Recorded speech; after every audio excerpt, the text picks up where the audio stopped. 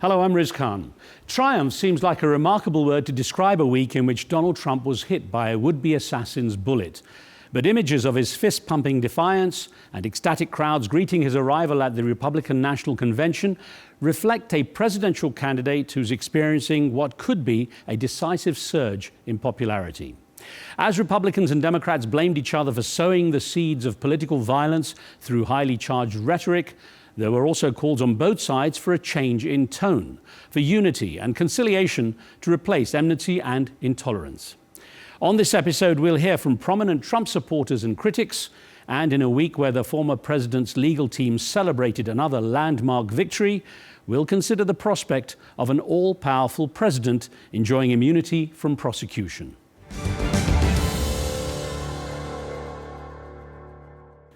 My first guest is an author, host of the America First national radio show, and was deputy assistant to President Donald Trump. Sebastian Gorka joins us from Milwaukee, where he's attending the Republican National Convention. Sir, thanks for your time. Absolutely.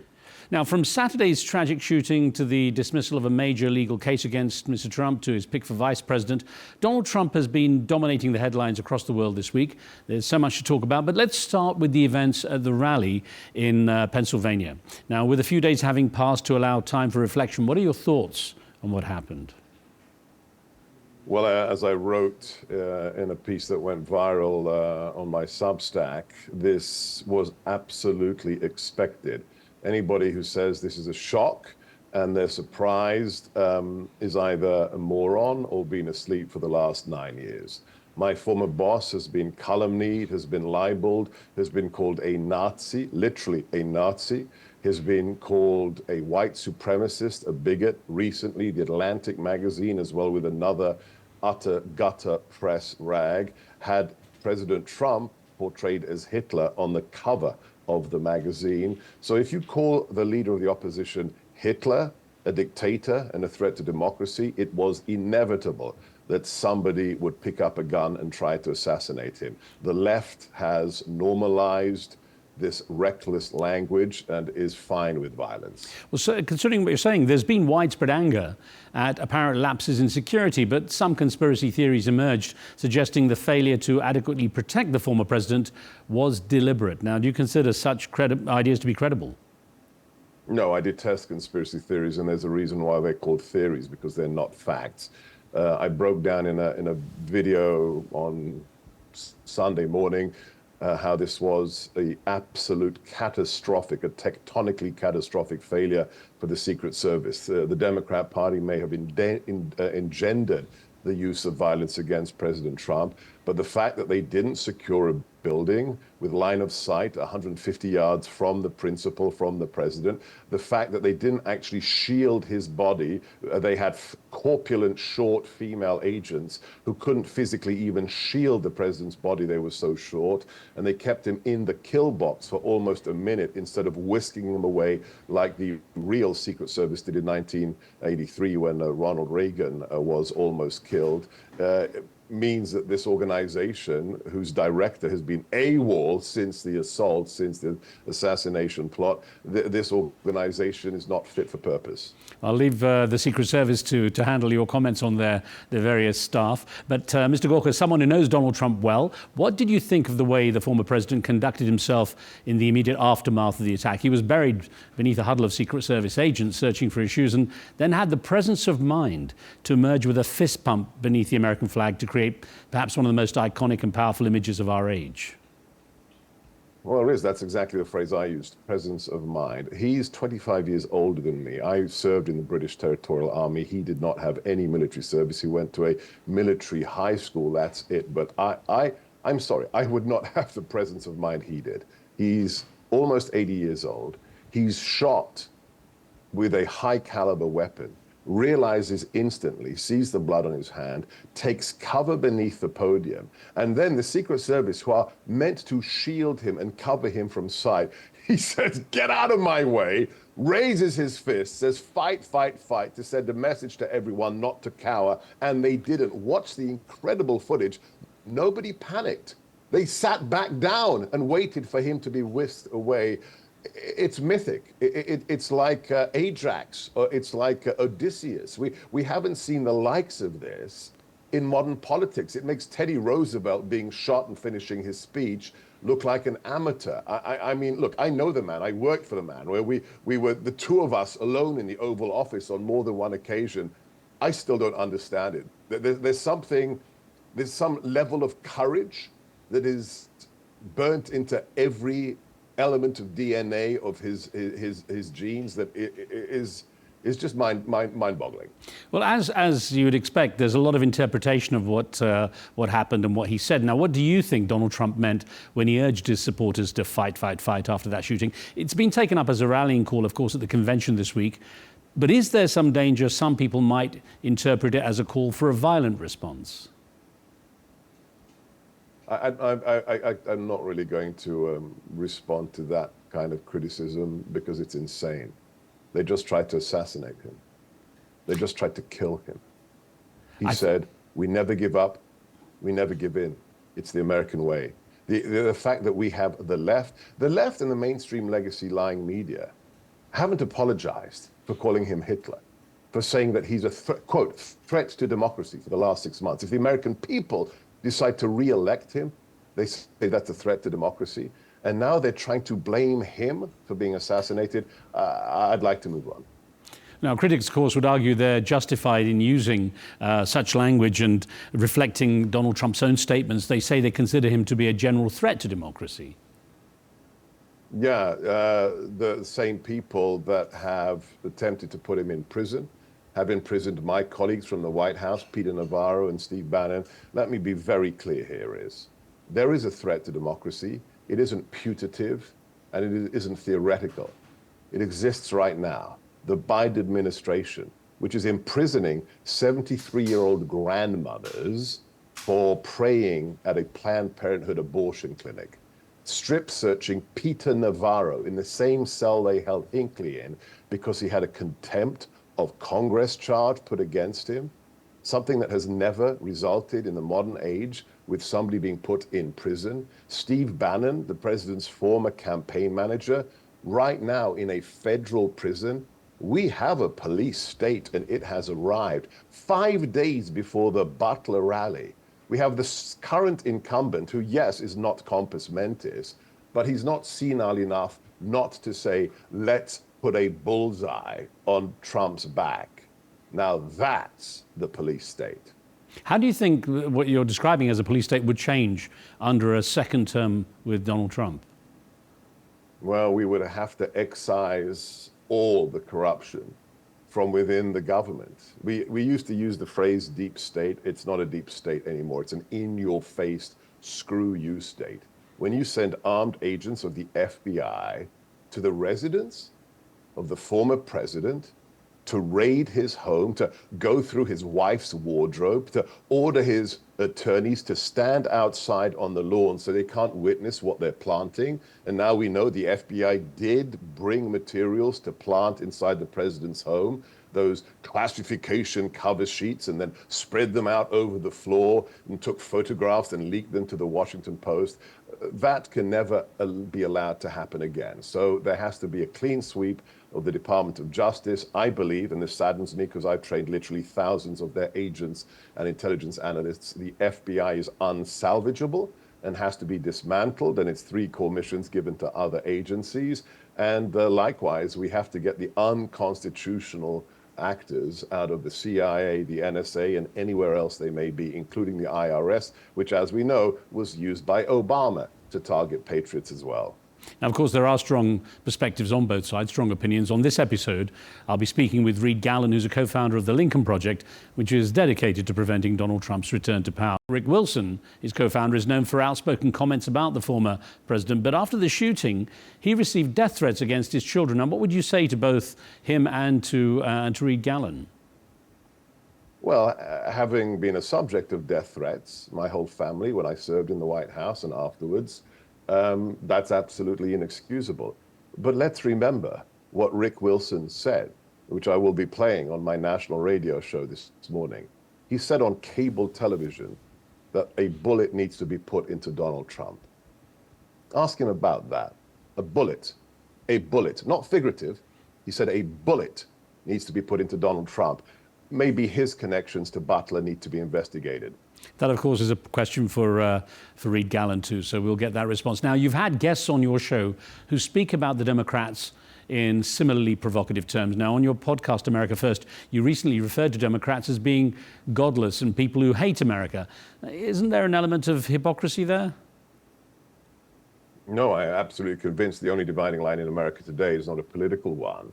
I actually said the taxonomy of Republican versus Democrat is no longer relevant. It's not even conservative versus liberal. There's one dividing line between those who love America, like President Trump and his America First supporters, and those who hate it, like Biden and anyone who voted for him.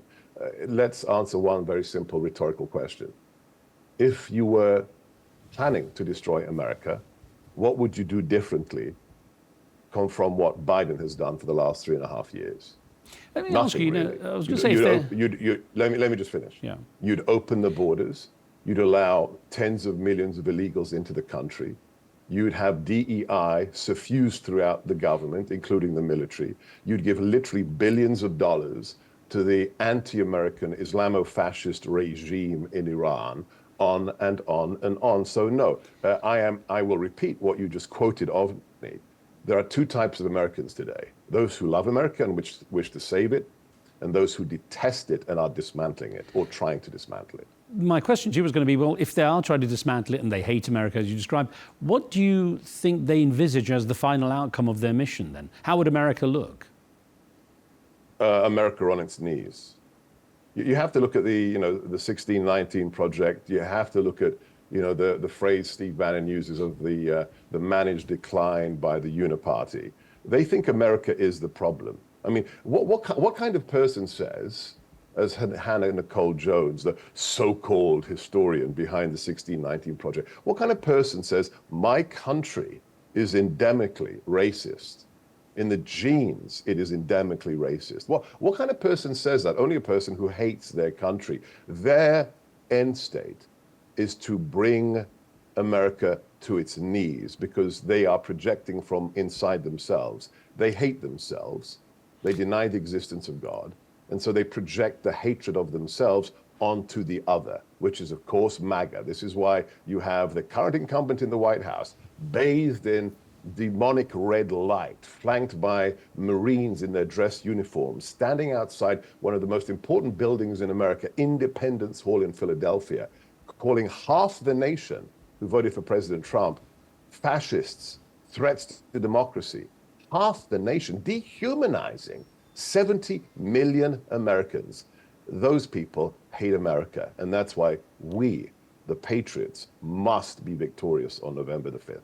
Now, you talk about the two sides, those who hate and those who love America. Following the assassination attempt, there have been calls for a new spirit of unity and conciliation in American politics. Would you share that spirit at all? Well, I would like to see it from the left. There are even friends of mine in the conservative sphere who've said, oh, it's time to come together and to bring the temperature down. We didn't bring the temperature up. We didn't say put a bullseye on Biden's back. We didn't raise money for arsonists like Kamala Harris did. Think about that. The vice president of the United States raised bail money for Black Lives Matter arsonists. Nobody has done anything of the sort on our side. So if anybody has to come to the middle, it's the radical left. It's not us. We didn't try to kill Joe Biden. They did. So if there is any, and remember this peculiar hypocrisy of Joe Biden, who on his inauguration talked about being the great unifier. I will bring Americans back together, as he literally labels half of them extremists and a threat to democracy from outside Independence Hall in Philadelphia. It's truly stunning. The level of hypocrisy and gaslighting I've never seen. I'm 53 years old. I have never seen the likes of it before. And was it fair to call Kamala Harris? You talked about, the people who have, racist views and so on, but to call her a DEI hire, which for those who don't know is that diversity and inclusivity, the diversity, equity and inclusion kind of hire. Well, you tell me, Riz. Tell me how a woman who couldn't even garner 3% of the Democrat vote. Not the American vote, the Democrat vote in the primary. Why was she hired if she couldn't get 3% of the Democrats to vote for her, except because of her skin color and her gender? Yeah, anybody who's got, at least a triple-digit IQ knows that she is a DEI diversity hire. Well, I guess we're very clear on your perspective there. Now, can I ask you, are we seeing the emergence of a new Donald Trump? Since the debate with President Biden, he seemed relatively restrained, and it's been suggested he's behind some less conservative policies in the 2024 Republican platform. He's building bridges with former primary opponents, including Nikki Haley.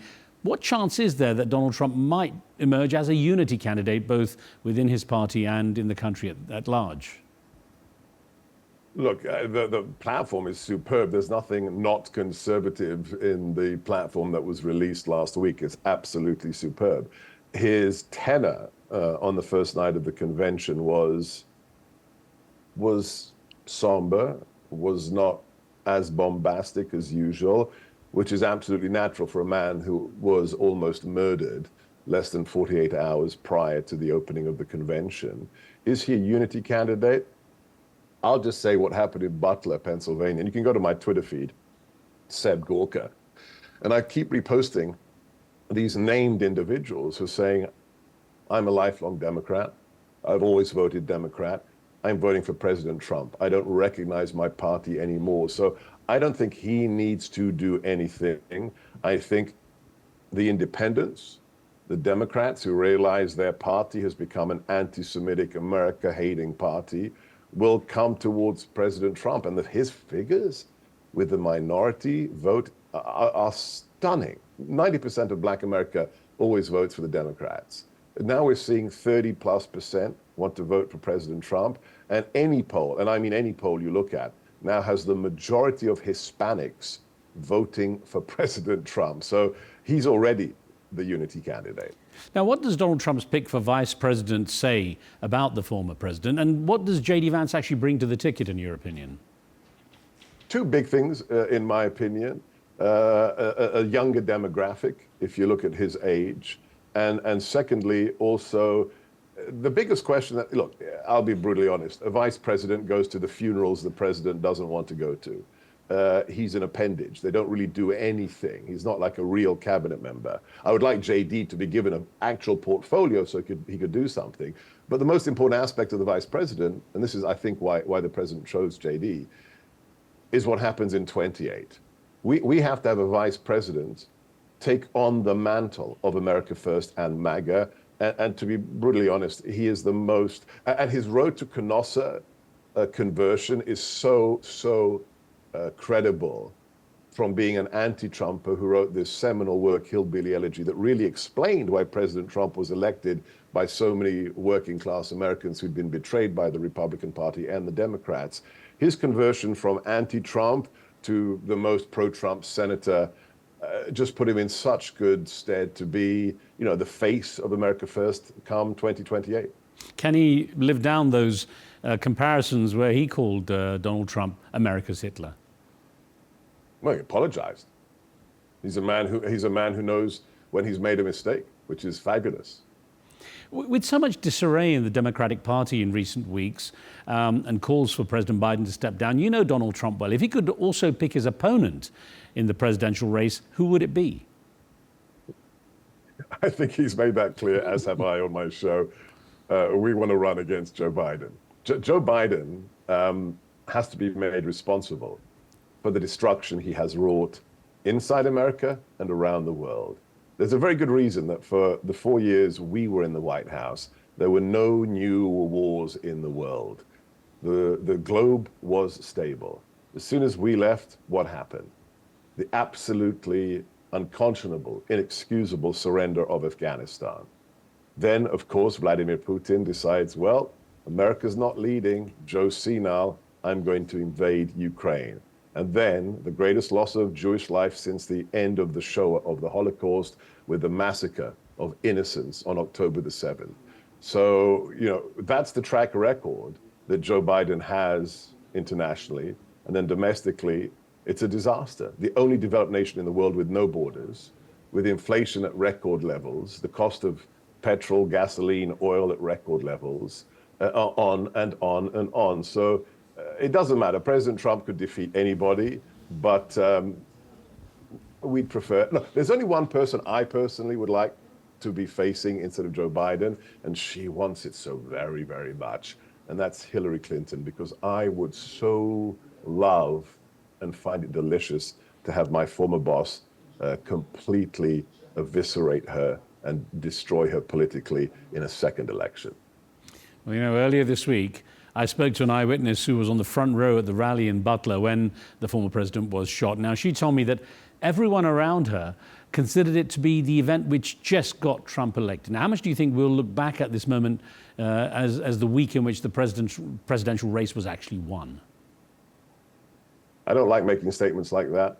I don't like to tempt fate. We have 4 months to go. That is a lifetime in politics. I think it is a wake-up call, a giant red pilling, as they say, for millions of Americans. But as a former Green Beret said to me 2 weeks ago, when it comes to this election, we have to fight politically. We have to fight like the third monkey trying to get onto Noah's Ark. And that's what I'm going to stick to for the next 4 months. Well, Sebastian Gorka, we have lots to discuss and lots to watch in the coming months. I hope we get to speak again. Most kind of you. Thank you. Bye-bye. Thank you, sir. Well, joining me now is a man who could be regarded as Sebastian Gorka's political nemesis. Reed Gallen is a co-founder of the Lincoln Project, an organization dedicated to preventing Donald Trump's return to power.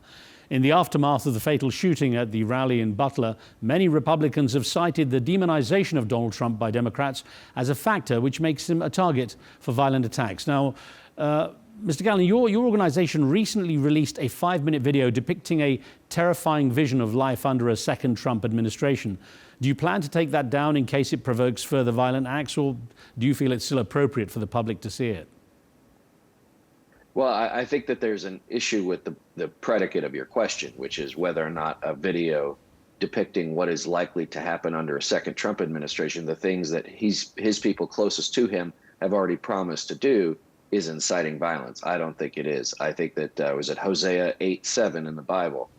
You sow the wind, you reap the whirlwind. This is a situation in which political violence has been unleashed in this country, not just this past Saturday, but for years. And unfortunately for President Trump, but also for all of us, it came full circle to him on Saturday. And so what I would say is I'm glad that he is not more injured. I feel terrible for those that were killed and injured in Butler, Pennsylvania, but it does not change the fact that Donald Trump should not be reelected as president of the United States. Now, your colleague and co-founder of the Lincoln Project, Rick Wilson, has been a guest on this show, and comments he made in 2015 have been circulating in social media in which he said, quote, "They're still going to have to put a bullet in Donald Trump." Considering the way the rhetoric is now being seen, would you distance yourself from such remarks? I think that, it's interesting that so many people who spend so much time online saying horrible things to individuals on a minute-by-minute and daily basis are now taking the metaphorical and making it real. I think that we should avoid bad and, inflammatory remarks, right? But again, I think the idea that somehow after all of this, the idea that Donald Trump saying in the summer of 2020 after George Floyd's murder, when the looting starts, the shooting starts, is not more impactful than a statement made, again, metaphorically, nearly a decade ago. I think we need to be very clear about what it is we're facing here. There has been a consistent drumbeat of both actual violence and violent rhetoric from Donald Trump, MAGA, and the people around him, including, smiling and laughing about, locking people up and mass deportations and revenge against political opponents. And so what I would say about this is that I think the rhetoric in this country is too overheated. I think it has been for several years. But let's be clear that there is one person who has utilized that kind of language more than anybody, not only from the bully pulpit, but also from the White House. And it is not political operatives fighting for a cause. Now, Rick Wilson also has a podcast called The Enemy's List, with the reference being the enemies of democracy. On this week's episode, he revealed that since the shooting, he's received death threats against his children, illustration of how bad the rhetoric can go. Now, have you received similar threats over the years or since the attack? Over the years, yes, since the attack, I can say that I have gotten some strange and disconcerting texts, but I would say that this is the kind of thing that only further inflames President Trump's supporters. I have no doubt that Rick has been a target for many years of these people for his outspoken stance and opposition to Donald Trump. And I would say that I have many friends and colleagues who do believe in American democracy, who are very concerned at this moment. And I think that those fears and concerns are legitimate. In the wake of the shooting, President Biden has urged a new era of unity and conciliation in America. Considering the situation the way it stands now, is that something you could comply with? Well, again, I think the word comply is interesting considering how sacrosanct we as Americans believe in free speech. I would say this is that Donald Trump said he was looking for a new era of unity and then promptly posted something that was calling out, in his, sort of words, suckers and losers. So again, I think that if everybody is going to stand down rhetorically, that means that everybody has to stand down rhetorically. But let's also be clear. American politics has always been a rough and tumble business. When political violence enters the scene, as it did Saturday, but remember, it also did in the summer of 2020, in January of 2021, and as it has intermittently, but all too often in the years since Donald Trump appeared on the scene, I would love to believe that we were going to discuss issues, that we were going to have high-minded debates. But unfortunately, I don't believe that that's likely to be our lot in the next 100 or so days. Actually, it's interesting you say that, because that leads me to ask, how can you adhere to a spirit of reconciliation and conciliation while effectively campaigning against Donald Trump and the MAGA Republicans? Well, look, I think that this is very clear. There's a lot of times that campaigns can be accused of stretching the truth or twisting facts to fit a particular narrative. The thing about campaigning against Donald Trump and MAGA is that they say everything they're going to say out loud. You never have to make it up. Their rhetoric, again, is not going to be less inflammatory between now and November. Their rhetoric is not going to be more conciliatory between now and November. And if it is, it will be a tactical retreat, not one in which they believe in. But I think you saw on the floor of the Republican convention last night, thousands of people with their fists in the air chanting, "Fight, fight, fight." That did not appear to be too conciliatory to me. It is interesting because Donald Trump, his camp is stating they're hoping to make unity the central theme of the Republican National Convention. So if the Republicans do seize the initiative as the party of unity, how do you counter that? It's hard to oppose unity. Well, I mean, it's hard to oppose unity, but, even for the Trump campaign, the past 9 years is hard to erase from public memory. I think the one thing that we've seen is that despite everything that has happened, even, whether or not it was this Saturday shooting or whether or not it was the debate of 2 or so weeks ago, is if Donald Trump were a, quote, normal candidate, theoretically, he could be running away with this race. The issue that Trump and his camp have is that most Americans remember and know who and what he is. And so there is a depressed, nature of support for him because, again, I think a lot of Americans, again, there are many Republicans who are going to vote for him, most Republicans even, but there are still a lot of, independent or moderate Republicans who know what they get with Donald Trump and don't want that. And just because Donald Trump says unity doesn't mean it. And I think that you are unlikely to see let's say a wholesale reform of their platform, which again calls for mass deportation and radical changes to how Americans live their lives and how the American government is constructed and operates. I've got to ask you, Mr. Gallen, what did you make of the announcement of J.D. Vance, Senator J.D. Vance, as the running mate, being the vice presidential candidate? Again, I think going back to the whole idea of unity, Senator Vance is not someone who has appeared to want anything much to do with political unity. He is Trump's attack dog. I think that he is someone who will appeal to maybe Ohioans and Midwestern male voters But his job in the course of the next 3 months is not going to be conciliatory or unifying. His job is going to be to prosecute a very, what I would consider, vigorous and ugly case against Joe Biden. It is interesting. He was very anti-Trump himself and had some fairly harsh words for Donald Trump not that long ago.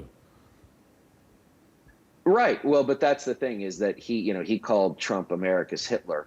But remember that Donald Trump will forgive anyone who publicly abases themselves before him, that publicly grovels and apologizes and looks for redemption in Donald Trump's eyes.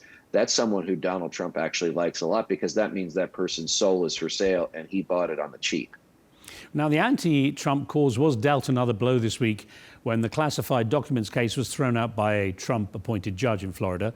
Together with the Supreme Court's ruling on presidential immunity, the former president seems to be winning every fight at the moment. How damaging could that be to the concept of democracy and law and order, in your opinion?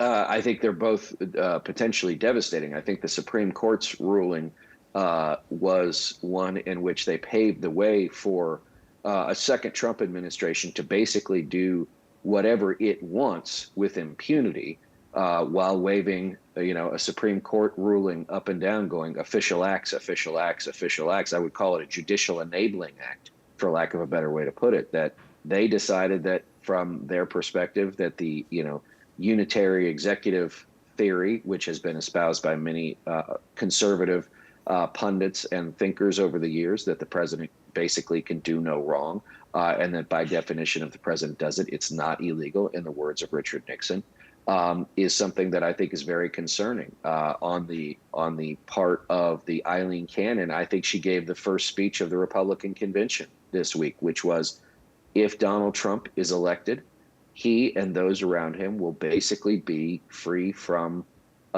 prosecution. They'll be immune from the consequences of their actions. And I think that she was an unqualified judge to begin with. And we've seen that this is the kind of thing that happens under fascistic regimes, which is the rule of law only applies to those that the regime wants it to apply to, and the rest of us are forfeit. So without being able to play the enemies of democracy card and tying him up in court battles, how do the Democrats win now? Well, I mean, you can always play the enemy of democracy card, because he is one.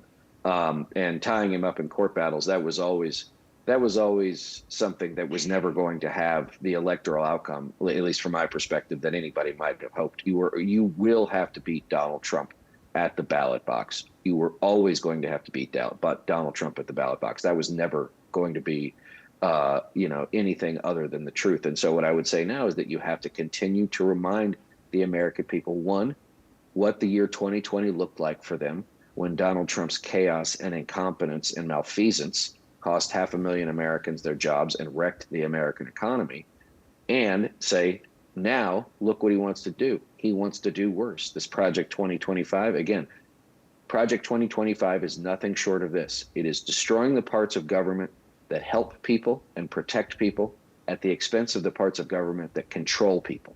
That's all it is. It is the idea of centralized, unified authority within the White House at the presidential level. And I think that there are still a lot of Americans, tens of millions of Americans, who are unhappy with both their choices. But when the time comes, there's a very good chance they'll say, you know what, I'll take the old guy versus the crazy guy. Well, it's interesting, as you were saying, Donald Trump would have to be beaten at the ballot box. But considering how much of a hit Joe Biden's image has taken, would your chances of winning be better served by President Biden stepping aside? I'm not entirely sure. Maybe they would. There's some polling that says yes. There's some polling that says no. I tend to take it as no one's asking me for my opinion. And frankly, the president and Dr. Biden and the people around him are going to make that decision. My job is not to get into the fight between Democrats about what they're going to do. I wish they would make a decision and get moving forward. That's my main concern for them. My job is to make sure that Donald Trump isn't reelected president of the United States, and I'll do everything I can within the bounds of morality and decency to illustrate for the American people what another term of Donald Trump looks like. And I can only hope that President Biden or whoever the Democratic nominee ultimately is can prosecute the case not only against him, but also why they should continue in office. Now, of course, as an interviewer, I'm asking for your opinion, which is why I posed you that question. And I wonder, if you do feel he might serve the country better by stepping aside, who might be his replacement anyway? I would have a hard time believing that anyone other than Vice President Harris would be the Democratic nominee should the president decide to step aside. I think that she provides a very good contrast to Donald Trump. I think that she has been in the White House now for nearly 4 years. She won the 2020 campaign with President Biden. And I think that it would strike against the Democratic Party's core values to pass over Vice President Harris in this time. I understand that there's some desire for competition. Again, I'm not sure it's a reality game show. I'm not sure it's a speed dating event. I think that if you're going to consolidate behind somebody, as the Democrats did with Joe Biden in the spring of 2020, I think it should be Vice President Harris. We all say, okay, here's who our standard bearer is going to be, and we march into the next 90 days. Well, hearing your determination and having spoken with Rick Wilson, the Lincoln Project doesn't seem like the kind of movement to throw in the towel. So what can you say to your supporters to give them some hope? I would say this is that, so many people have worked so long and so hard on behalf of a cause greater than themselves, on the tenets of democracy, but more importantly, individual liberty, and the idea that as Americans, we can and should dictate the future of our own lives, that the United States should be and must be a leader in the world, that the idea of, this group of people who are determined to tell us how we can live our lives, the things that we can and can't do. I think that those people who get up every day and say, okay, how do I fight on behalf of my family, my neighbors, my community, my city, my state? All I can say is stay the course. This was never going to be easy, right? Something so valuable as the American Republic is worth the fight. It is worth the work. And I believe that on November 5th, yes, it will be hard. Yes, it will be an uphill climb, but I do believe the forces of democracy and decency will be successful. Reed Gallant, thank you very much, sir, for your time. Thank you. The expected spike in Donald Trump's popularity following the convention coverage and the attempt on his life has struck fear into many of his opponents. Continuing disarray among Democrats following President Joe Biden's faltering appearances makes their worst nightmare a more realistic prospect, a Republican clean sweep of the presidency and both houses of Congress. And the Supreme Court, dominated by Trump-appointed judges, recently handed down a controversial ruling which put even more power into the hands of a president. Michael Gerhardt is a distinguished constitutional law professor at the University of North Carolina. He testified at impeachment proceedings for both Presidents Bill Clinton and Donald Trump.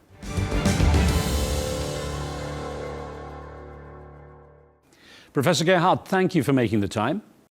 Thank you. In your opening statement at Donald Trump's first impeachment hearing, you reminded House committee members of the constitutional principle that in the US, no one is king, no one is above the law. Now, how has that principle been affected by the recent Supreme Court ruling that the president has immunity for his official actions taken while in office, and why does it matter? I don't think the principle no one is above the law is quite the same today as it was back then, which was a few years ago. I think the Supreme Court's decision recently on former President Trump's immunity actually expanded presidential immunity beyond anything we had understood it to be beforehand. So that has, in a sense, created some imbalance. The court's opinion actually broadens the immunity that a president may have for his official actions. If he's exercising core powers, he gets absolute immunity. If he's exercising powers even at the outer boundary of his official powers, the court says that's presumptively constitutional. The difficulty is that as long as a president says, oh, I am now exercising my official power, that immediately gives him at least a presumption of constitutionality, even if the action in question is killing his political rival. And I presume, Professor, there has to be some kind of judgment on what is the outer boundaries and what is core. Yes, yes, and of course the court didn't really clarify that very much. The court conceded that a president has no immunity for any personal misconduct. So if something falls into that bucket, that's something that may be prosecuted. The difficulty is the size of that bucket just got smaller as a result of this court's opinion. Now, there are some fears voiced by some of the dissenting justices that the ruling could enable a president to order the military to assassinate political rivals, organize a coup to stay in power, for example, or take bribes in exchange for pardons. So tell me about some of the possibilities that worry you the most, particularly in the light of Donald Trump's threats of retributions if he returns to power. Well, I think those examples you just gave from the dissent are great examples. Another example that comes from the court is the court says you may not look at, or no court may ever look at a president's motives. So that means, as the court explained, that you may not be able to use any statements that a president made in consultation with lawyers in the executive branch. The current court has said that a president gets absolute immunity for any conversations, interactions with executive branch lawyers, and it would be inappropriate and illegal, the court says, to look at those interactions. That basically gives the president absolute executive privilege to keep away from any kind of scrutiny his conversations with the people closest to him. Thinking about one of the most notorious scandals in American political history, I wonder how the Watergate affair that did bring down a president effectively would have played out under these new rules. I think it would play out quite differently. President Nixon acknowledged that his conduct could possibly give rise to a criminal prosecution if that conduct were private or personal.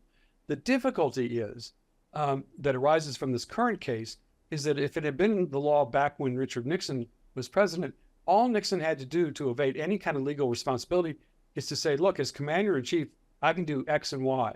Or as commander-in-chief, I can order people in my administration to go after political enemies. That's an official power because as president, I oversee these agencies. It's a very different result, and that's why a lot of people are disturbed by this ruling. Now, of course, so much does depend on the interpretation of what constitutes official and unofficial acts. So where does that ruling leave Donald Trump's legal battles? I mean, from his recent conviction in the hush money trial on felony charges of falsifying business records to the upcoming case on conspiring to overturn the 2020 elections. Now, racketeering in Georgia, as it was, and the misuse of classified documents. How are those affected? Well, I think Trump gets a win, maybe actually gets a win-win. He gets a win from the opinion because the opinion basically is saying that as long as the president claims he's exercising official power, he's at least presumptively acting constitutionally. That turns the entire system on its head. But at the same time, Trump wins because the ruling in this current case ensures that Trump may be able to raise this immunity defense in every single one of them. And that's going to slow them down, if not undermine them, a great deal. Now, could the current president, Joe Biden, use these new powers against Donald Trump? Yes, no question about it, because the court is saying these are entitlements of the presidency. So whoever occupies the office gets those entitlements. So if Joe Biden were disposed, and there's no evidence he is disposed, to engage in the kind of conduct that Donald Trump is engaged in, Biden could do that. Biden gets a pass. Any president gets a pass. And that, again, is a new sort of opens up a whole new era in constitutional law, which favors the president and makes it very difficult for presidents to be held accountable for their conduct. Although, Professor, right now with the pending election, I guess it would be a tricky time for President Biden to try to use any of the powers that this now grants him. Yes, and that may point to one check that may still exist after the court's opinion. And that check on presidential power is that the president doesn't really act in quiet or away from the public camera or public eye. So the public scrutiny of a president could cause the president some hesitancy in breaking the law. Biden has come out publicly and said, I'm going to be more humble, and I'm going to be less aggressive in trying to sort of expand the powers of the presidency beyond anything we've ever known. But as you said or suggest, Biden could do whatever Trump has done in the past and perhaps more without worrying about any legal liability. Now, if the makeup of the Supreme Court was to change in the future and have less conservative representation, could those future members of the court issue a ruling that counters the current decision in any way? The court is always free to overrule some prior decision, but it would take a long, long time before I think we could ever expect a new majority of justices to, let's say, draw back or cut back on what the court has said in Trump versus United States. So I don't think that's on the horizon at all.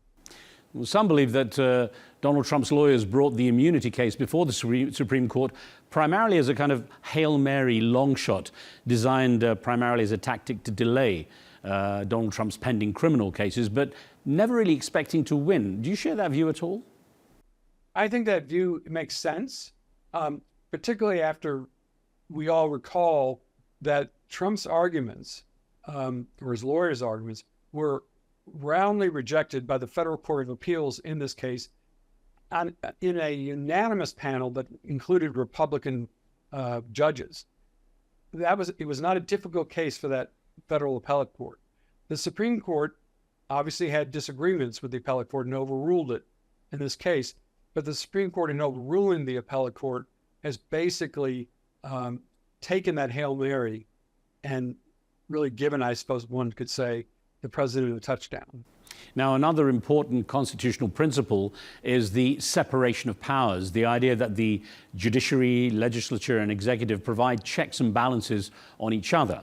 Well, given Donald Trump's influence over the Supreme Court and the Republican Party and the current disarray of the Democrats, what danger is there that a Republican landslide in the election could put one man in control of every aspect of power?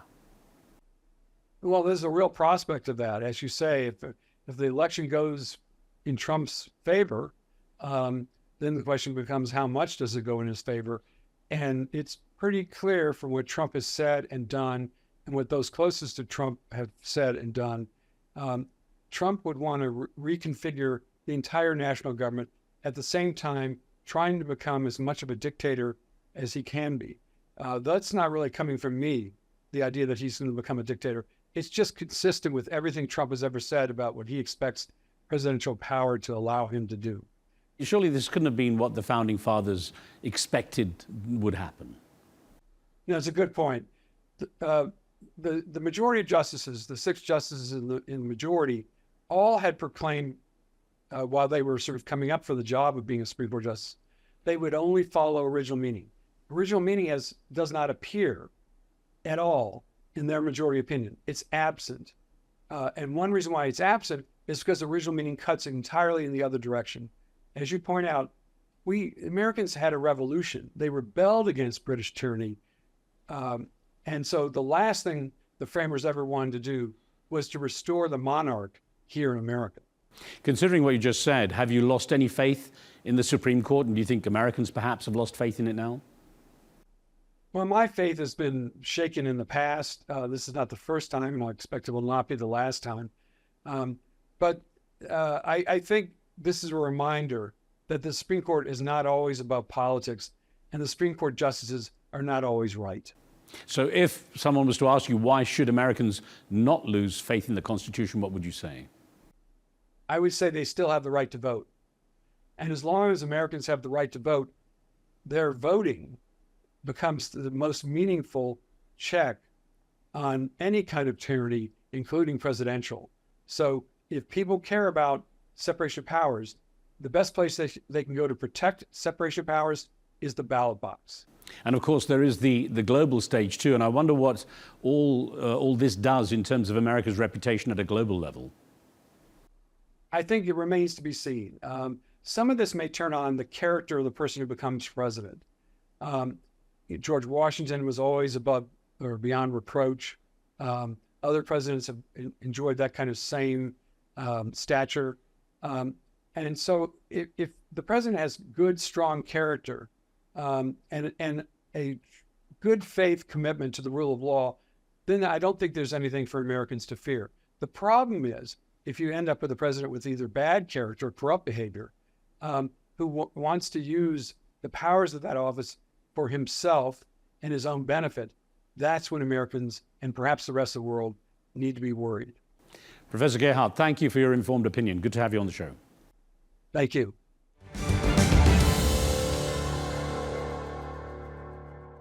Well, since recording that interview, Donald Trump's legal team celebrated more good news this week. A judge in Florida dismissed the criminal case in which Donald Trump is accused of keeping classified documents after leaving office. The Trump-appointed judge decided that the appointment of the prosecution's special counsel was unlawful. The Department of Justice plans to appeal, and there are some calls for the judge to be taken off the case. But it effectively means that there's little chance of the case coming to trial before the election on November the 5th. As the ballots are counted on election night, will voters think back to this week as the moment the election was won and lost? I'm Riz Khan. I'll see you soon. From me and the team, thanks for watching.